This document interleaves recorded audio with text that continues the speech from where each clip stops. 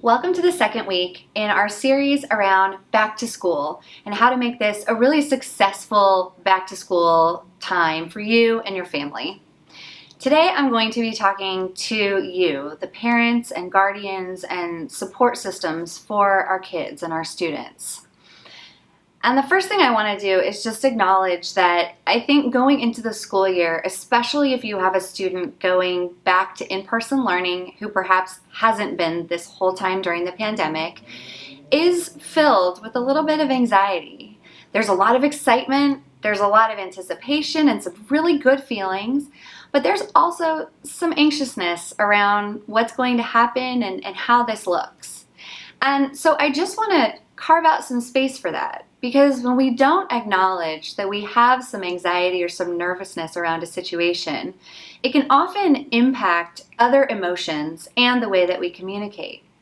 And so acknowledging that that does exist and there is some of that present for us will help us when we feel emotional about perhaps other things.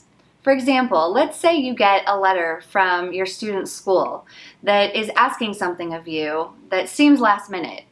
Well, you may feel more emotionally reactive or irritated by that last minute request than you would previously, because underlying there's also this just general kind of nervousness happening for you.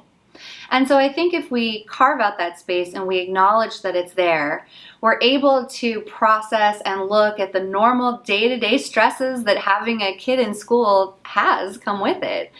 And so we have to give that benefit of a doubt to ourselves and to our teachers, our school administrators, and really our students. And that's the second point I want to make, which is just that if you are feeling any of that, which is fine, just make sure that you're aware of it and not passing it on to your student. It's so hard not to really kind of be a little punitive with our students if we see something like them not wearing a mask when we think they should be, or maybe not doing proper hand sanitation to our standards. But that can create fear for our students as well. And so approach them with love and care, and instead of approaching them with maybe our anxiousness, approaching them with thoughtfulness and conversations about why these things are important and what it looks like for them will help the whole family unit or support structure be more effective overall. So good luck out there. We know it's going to be a great new year.